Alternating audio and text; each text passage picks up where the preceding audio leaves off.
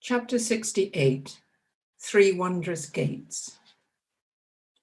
After leaving the coast, the Buddha visited Pataliputra and Vasali, and then headed towards his homeland. Upon reaching the town of Samagama in Sakya, he learned that Natiputta, leader of the Naganta sect, had died, and that his followers had divided into two bitter camps.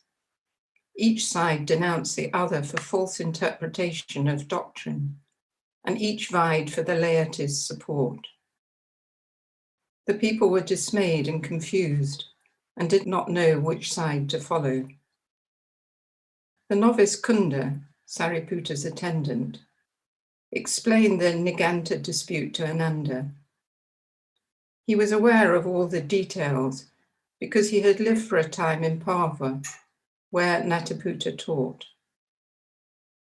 Ananda told the Buddha about the conflict, and then added in a worried tone of voice, "Lord, I hope there will be no split in the Sangha after you pass away."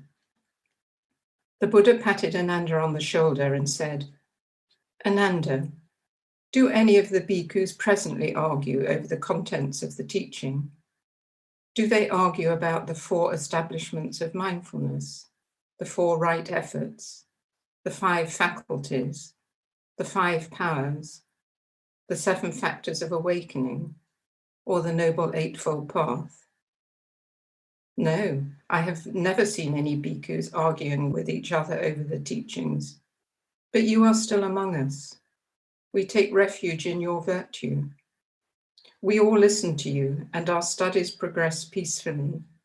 But when you are gone, disagreements may arise over the precepts, how best to organize the Sangha, or how to spread the teaching.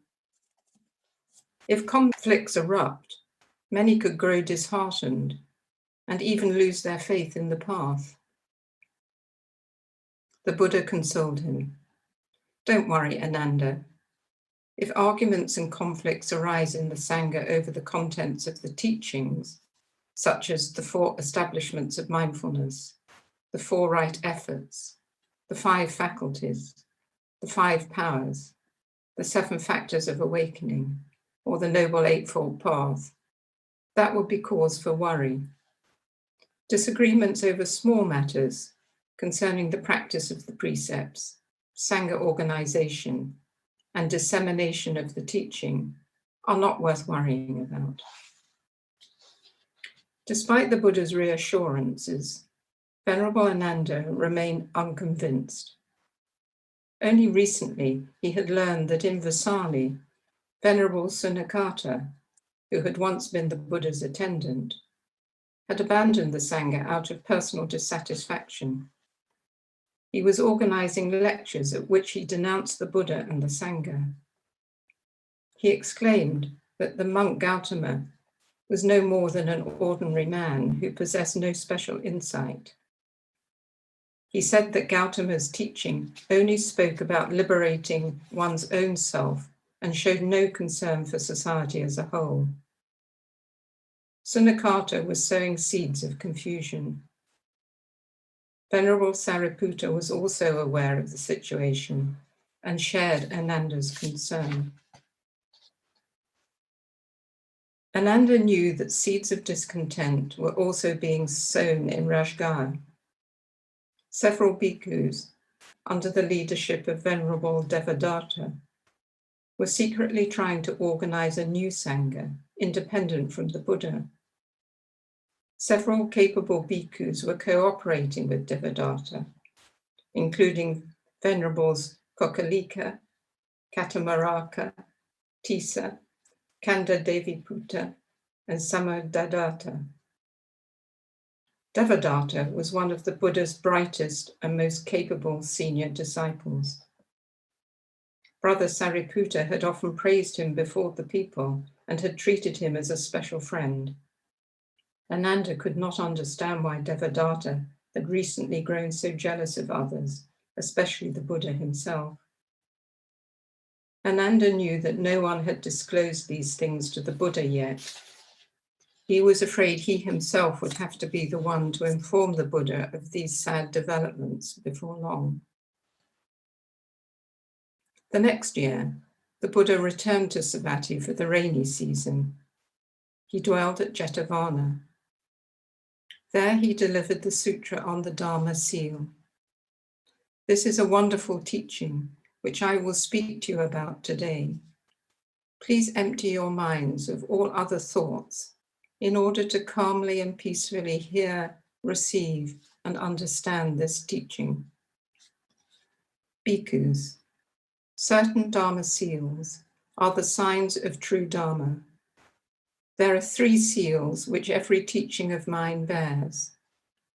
These are emptiness, Signlessness, and Aimlessness. These 3 characteristics are the 3 gates which lead to emancipation. These Dharma seals are also known as the 3 gates of emancipation, or the 3 liberation gates. Bhikkhus, the first seal is emptiness, sunyata. Emptiness does not mean non-existence. It means that nothing exists independently. Emptiness means emptiness of a separate self. As you know, the belief in being and the belief in non-being are both incorrect. All dharmas depend on each other for their existence. This is because that is. This is not because that is not. This is born because that is born. This dies because that dies. Thus, the nature of emptiness is interdependence.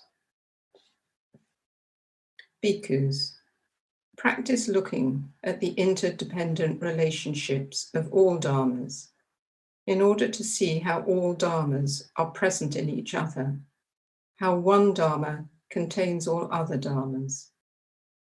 Apart from one dharma, no other dharmas can exist.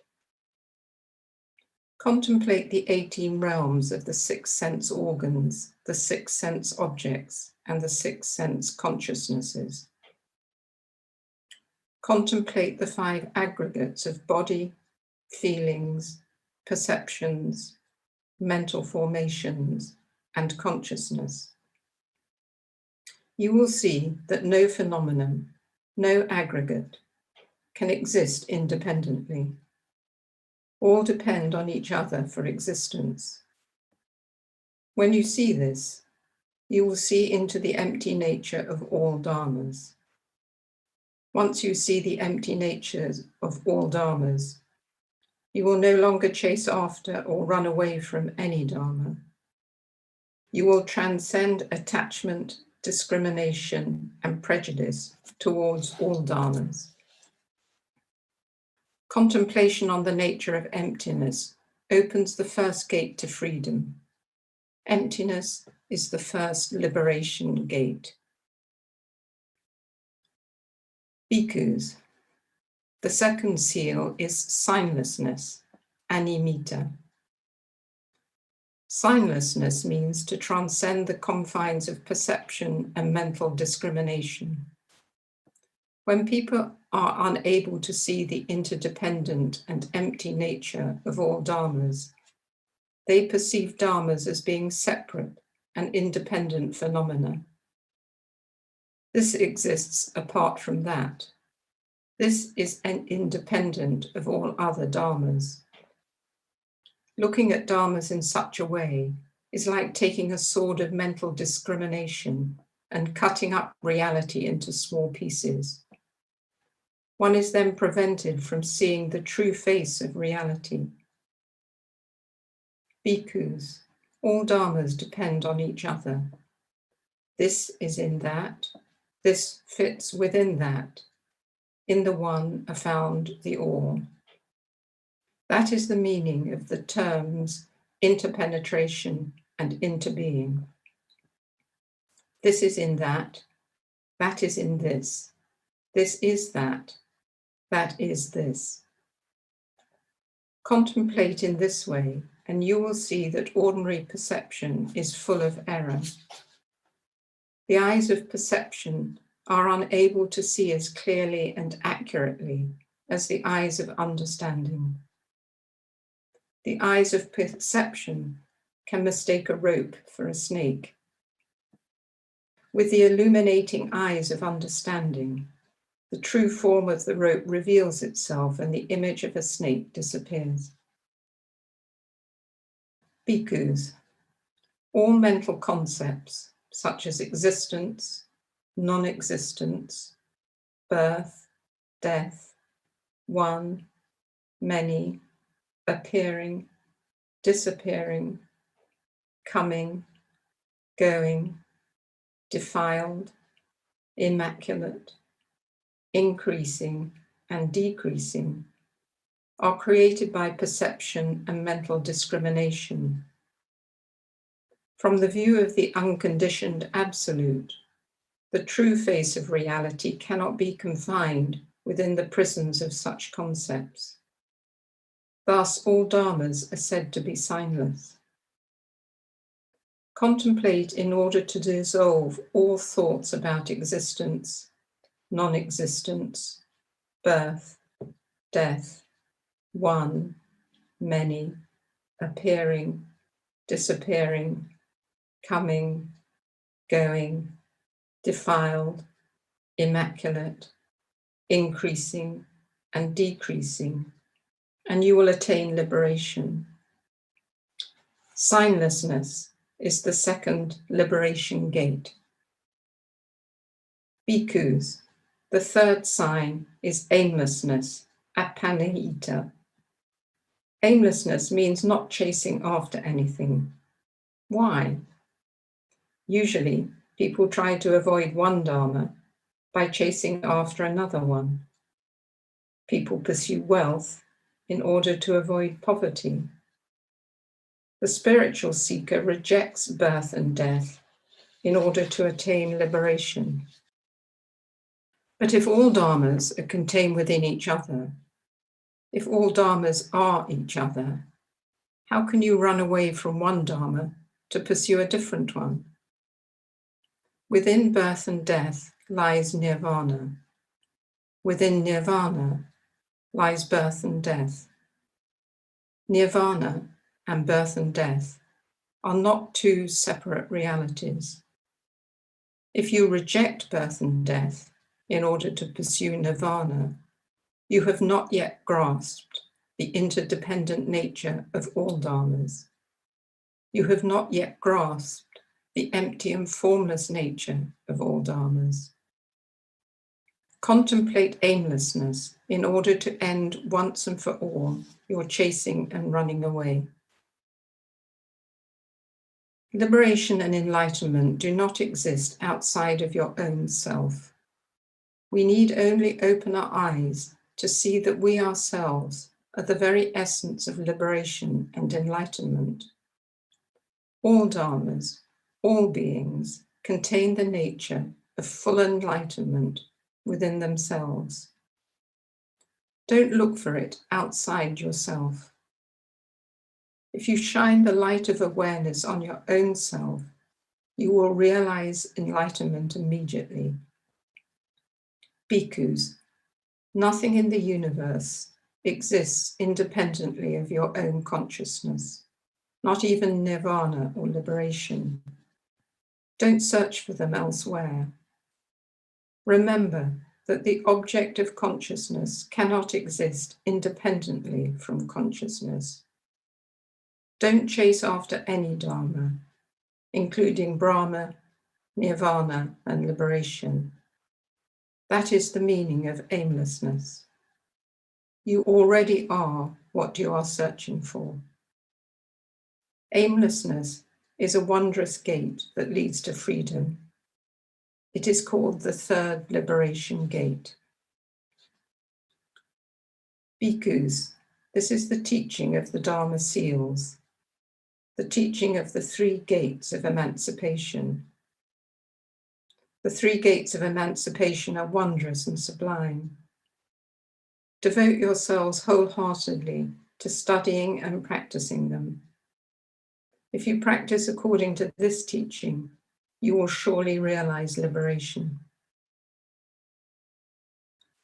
When the Buddha finished giving this sutra, Venerable Sariputta stood up and bowed to the Buddha. All the other bhikkhus followed his example in order to show their deep gratitude to the Buddha. Venerable Sariputta announced to the community that there would be a special session to study the sutra the following day. He said that this sutra was immeasurably profound, and they must devote their efforts to study, practice, and understand it. Venerable Savasti saw that this sutra was related to the Sutra on Emptiness, which the Buddha had delivered the previous year. He saw how the Buddha was guiding his disciples from simple teachings towards ever more subtle and profound teachings. Savasti looked at the radiant and happy faces of such disciples as Mahakassapa, Sariputta, Puna, and Moggallana. Savasti remembered how the previous year they also followed Sariputta's example in bowing to the Buddha after he delivered the Sutra on Emptiness. He saw how deep the bond between teacher and students was. The next afternoon, Venerables Yamelu and Tekula visited the Buddha at his hut. These two bhikkhus were brothers from the Brahmana caste. They were well known for their expertise in linguistics and ancient literature. When they recited the scriptures, their voices were clear as bells and as resonant as drums. They bowed to the Buddha, and he invited them to be seated. Venerable Yamelu spoke. Lord, we would like to speak to you concerning the question of language as it relates to the dissemination of the teaching. Lord, you usually deliver your talks in Magadhi, but Magadhi is not the native tongue of many bhikkhus, and the people in some of the regions where the bhikkhus teach do not understand Magadhi. Thus, they translate the teaching into local dialects. Before we were ordained, we had the good fortune to study many dialects and languages. It is our observation that the sublime and subtle nuances of your teaching have been hampered by being translated into local dialects and idioms. We would like your permission to render all your teachings into the classical meter of the Vedic language. If all the bhikkhus studied and taught the teaching in one language, distortion and error could be avoided. The Buddha was silent for a moment. Then he said, "It would not be beneficial to follow your suggestion. The Dharma is a living reality. The words used to transmit it should be the words used daily by the people. I do not want the teachings to be transmitted in a language that can be understood by only a few scholars. Yamelu and Tekula, I want all my disciples, both ordained and lay, to study and practice the Dharma in their native tongues. That way, the Dharma will remain vital and accessible. The Dharma must be applicable to present life and compatible with local culture." Understanding the Buddha's intent, Venerables Yamelu and Tekula bowed to him and took their leave. Chapter 69. Where will the Buddha go? One day, during a rainstorm, an ascetic named Utaya came to visit the Buddha. Ananda led him into the hut and introduced him to the Buddha. The ascetic was invited to sit down, and Ananda offered him a towel to dry himself. Utaya asked the Buddha, "Monk Gautama, is the world eternal, or will it one day perish?" The Buddha smiled and said, "Ascetic Utaya, with your consent, I will not answer that question." Utaya then asked, "Is the world finite or infinite?" "I will not answer that question either." "Well then, Are body and spirit one or two? I will not answer that question either. After you die, will you continue to exist or not? This question too, I will not answer. Or perhaps you hold that after death you will neither continue to exist nor cease to exist. Ascetic Utaya, I will not answer that question either. Utaya looked confounded. He said, Monk Gautama, you have refused to answer every question I've asked. What question will you answer? The Buddha replied, I only answer questions that pertain directly to the practice of gaining mastery over one's mind and body in order to overcome all sorrows and anxieties. How many people in the world do you think your teaching can save? The Buddha sat silently.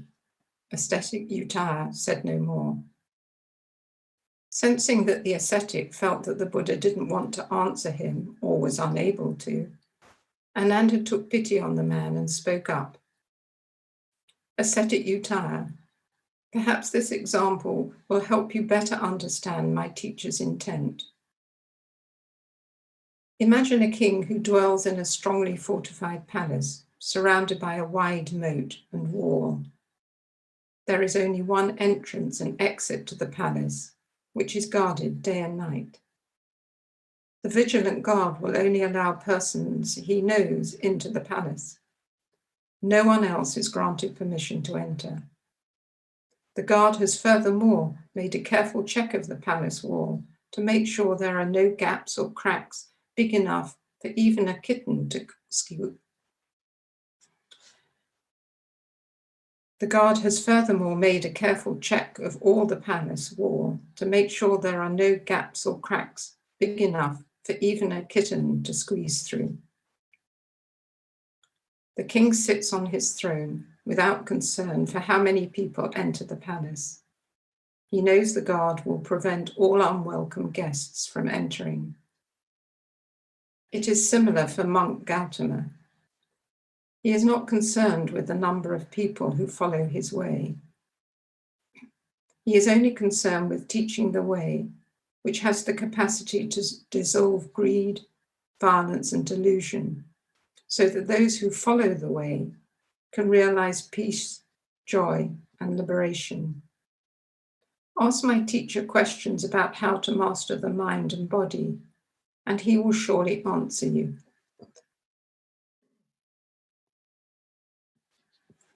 Ascetic Utaya understood Ananda's example, but because he was still entangled in questions of a metaphysical nature, he asked no more. He departed, feeling somewhat unsatisfied with his encounter with the Buddha. A few days later, another ascetic, named Tathagata, came to visit the Buddha. He asked the Buddha questions of a similar nature. For instance, he asked, Monk Gautama, could you please tell me whether or not there is a self? The Buddha sat silently. He didn't say a word. After asking several questions and receiving no reply, Tathagata stood up and left. After he was gone, Venerable Ananda asked the Buddha, Lord, you speak about the non-self in your Dharma talks. Why wouldn't you answer Tathagata's question about the self?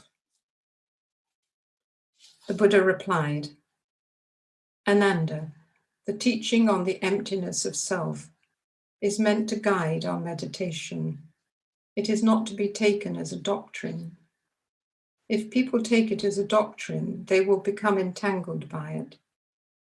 I have often said that the teaching should be considered as a raft used to cross to the other shore, or a finger pointing to the moon. We should not become caught in the teaching. Ascetic Tathagata wanted me to hand him a doctrine, but I do not want him to become trapped by any doctrine, whether it be a doctrine of the self or the non-self. If I told him there was a self, That will contradict my teaching. But if I told him there was no self and he clings to that as a doctrine, it would not benefit him. It is better to remain silent than to answer such questions.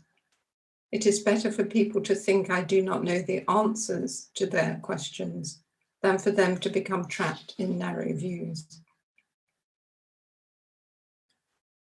One day, Venerable Anuradha was stopped by a group of ascetics. They did not want to let him pass until he answered their question. They asked him, "We have heard that monk Gautama is a completely enlightened master, and that his teaching is subtle and profound. You are his disciple. Therefore answer this. When monk Gautama dies, will he continue to exist, or will he cease to exist?" The ascetics told Anuradha that he must select from one of the four following possibilities. When he dies, monk Gautama will continue to exist. When he dies, monk Gautama will cease to exist. When he dies, monk Gautama will both continue to exist and cease to exist. When he dies, monk Gautama will neither continue to exist nor cease to exist. Bhikkhu Anuradha knew that none of these four responses was compatible with the true teaching. He remained silent. The ascetics did not want to accept his silence. They tried in vain to force him to select one of the four responses. At last, the Venerable said, "My friends, according to my understanding, none of these responses can accurately express the truth concerning monk Gautama." The ascetics burst out laughing. One said, "This bhikkhu must be newly ordained. He doesn't possess the ability to answer our question. No wonder he's trying to avoid giving an answer. We'd better let him go." A few days later, Venerable Anuradha presented the ascetic's question to the Buddha and said, "Lord, please enlighten us so that we can better answer such questions when they arise." The Buddha said, "Anuradha, it is impossible to find monk Gautama through conceptual knowledge. Where is monk Gautama? Anuradha, can Gautama be found in form? No, Lord. Can Gautama be found in feelings? No, Lord. Can Gautama be found in perceptions, mental formations, or consciousness? No, Lord. Well then, Anuradha, can Gautama be found outside of form? No, Lord. Can Gautama be found outside of feelings? No, Lord. Can Gautama be found outside of perceptions, mental formations, and consciousness? No, Lord. The Buddha looked at Anuradha. Where then can you find Gautama? Anuradha, right this moment, as you stand before Gautama, you cannot grab hold of him. How much less so after he dies? Anuradha, the essence of Gautama, like the essence of all dharmas, cannot be grasped by conceptual knowledge or in the categories of mental discrimination. One must see the dharmas in interdependent relation with all other dharmas. You must see Gautama in all the dharmas normally thought of as non-Gautama in order to see the true face of Gautama. Anuradha, if you want to see the essence of a lotus flower, you must see the lotus present in all the dharmas normally thought of as non-lotus, such as the sun, pond water, clouds, mud, and heat. Only by looking in this way can we tear asunder the web of narrow views, the web of mental discrimination, which creates the prisons of birth, death, here, there, existence, non-existence, defiled, immaculate, increasing and decreasing. It is the same if you want to see Gautama. The ascetics' four categories of existence, non-existence, both existence and non-existence, and neither existence nor non-existence, are spiders' webs among spiders' webs, which can never take hold of the enormous bird of reality. Anuradha, reality in itself cannot be expressed by conceptual knowledge or by written and spoken language. Only the understanding which meditation brings can help us recognize the essence of reality. Anuradha, a person who has never tasted a mango cannot know its taste, no matter how many words and concepts someone else uses to describe it to him. We can only grasp reality through direct experience. That is why I have often told the bhikkhus not to lose themselves in useless discussion that wastes precious time, better spent looking deeply at things. Anuradha, the nature of all dharmas is unconditioned and can be called Tathagata. Suchness is the wondrous nature of all dharmas. From suchness, the lotus arises. Anuradha arises from suchness. Gautama arises from suchness. We can call someone who arises from suchness a Tathagata, or one who thus comes. Arising from suchness, where do all dharmas return? All dharmas return to suchness. Returning to suchness can also be expressed by the term Tathagata, or one who thus goes. In truth, dharmas do not arise from anywhere or go to any place, because their nature is already suchness. Anuradha, the truer meaning of suchness is one who comes from nowhere and one who goes nowhere. Anuradha, from now on, I will call myself Tathagata. I like this term because it avoids the discrimination that arises when one uses the words I and mine. Anuradha smiled and said, we know that all of us arise in suchness, but we will reserve the name Tathagata for you. Every time you refer to yourself as Tathagata, we will be reminded how we all have the nature of suchness, which has no beginning and no end. The Buddha smiled too and said, the Tathagata is pleased with your suggestion, Anuradha. Venerable Ananda was present at this conversation between the Buddha and Venerable Anuradha. He followed Anuradha out of the hut and suggested that they share the conversation with the rest of the community at the next day's Dharma discussion. Anuradha happily agreed. He said he would introduce the exchange by first recounting his meeting with the ascetics in Savatthi.